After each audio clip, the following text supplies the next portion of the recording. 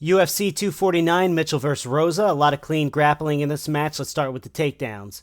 Mitchell catches the kick, shoots him down, goes right into Khabib control and pressing the boss to the right. You can see Dana's head. A lot of guys are doing this now since the rise of Khabib. It allows for a lot of really good control on the ground, especially for ground and pound. If you look at it slower, it's a kick to the shoulder. He grabs right behind the knee, hugs the hip, and powers right through. Round two, same type of situation. Catches the kick, brings him down. Looking at it slower, it's a more powerful kick to the hamstring, catches low on the ankle, brings it up behind the knee, hugs the hip, powers through. Though he's in danger of a guillotine here, his momentum brings him over to the right, putting him in a safe spot. Round three, just like Weidman versus Rockhold, a poor attempt at a kick ends up in a takedown, which Weidman eventually lost because of that decision. A look at the slow-mo, a weak kick by Rosa ends up in a body lock by Mitchell, and he basically just ragdolls him down from there into a twister, but we'll get to that later. Getting into arm triangles, Rosa's setups are pretty good. Some set up by punches, others by the situation given to him, but we're going to break him down. As he takes his back here, you can see Mitchell set it up. His head is blocking his back from getting to the mat, which is exactly what Rosa has to do. And it slides up right behind the shoulder. Rosa recognizes it, goes right to the telephone defense as he tries to lock it up. Later in the round, Mitchell forces Rosa to expose his back with an elbow to the face.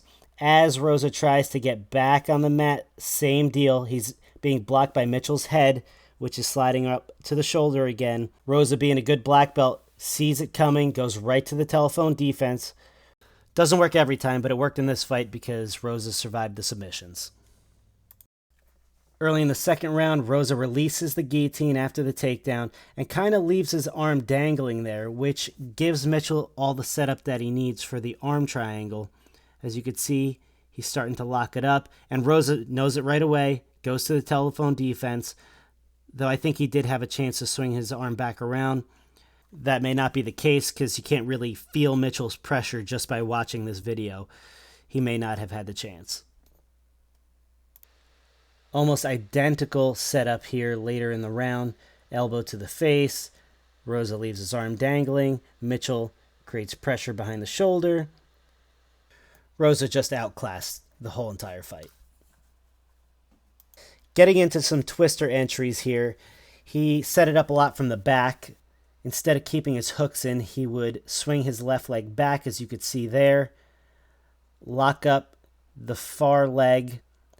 And from here, it's a dogfight to get the arm behind the head. Over here, you could see Rosa's left arm is already locked up. Mitchell's trying to soften him up. You could see his left leg starting to swing back. Instead of keeping his hooks in and going for a traditional rear naked choke, he swings back the left leg, which you'll see in a second, and goes for the twister.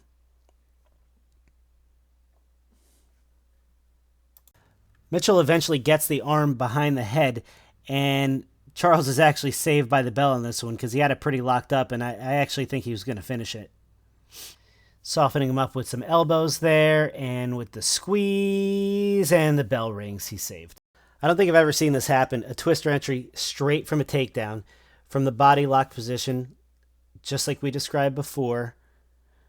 You could see him, he's a little shallow on his back here. Instead of trying to scoot up and get his hooks in, what he does is he secures the outside leg, triangle. It's almost like a reverse lockdown.